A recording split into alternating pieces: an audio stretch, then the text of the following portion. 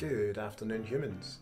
Just wanted to leave a little video message to say thank you very much to everybody who has entered into my weekly photo challenge. It's been great to see the entries coming in. I've really enjoyed looking at them, and hopefully we'll see some more before the end of the week. Remember, the challenge this week is spring, and there will be another challenge issued next week, so keep a wee eye out for that as well.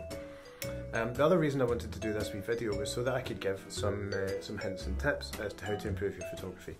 So without further ado, here are 3 handy hints and tips to make your photographs that wee bit better. The first tip that I've got for you is to use something called the rule of thirds. Now, the rule of thirds is a technique that photographers use to help them sort of compose their photographs a bit better, to make the photographs a bit more interesting to look at. And the way to imagine this, or the way to think about it, is if you imagine that in the rectangle of your frame, there are 2 horizontal lines and 2 vertical lines breaking it up into thirds horizontally and into thirds vertically. Okay? And I am, through the magic of computer wizardry, going to show you an example of this right now. But what that means then is that if you've got a horizon line, for example, you would put your horizon on one of the horizontal thirds. If you've got a person or an object that you're taking a photograph of, you would maybe put them onto one of the vertical thirds.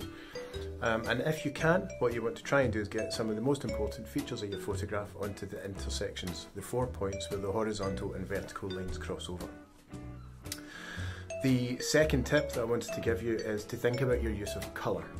So, are you using a bright colour to try and make the image really stand out? Are you using black and white because there's maybe some really nice shade in the photograph, or some really nice highlights and shadows that you want to sort of draw attention to? Thinking about your use of colour, making sure that the subjects that you've got kind of blend together, or deliberately clash if that's what you want to do. The third tip that I've got for you is to think about filling your frame.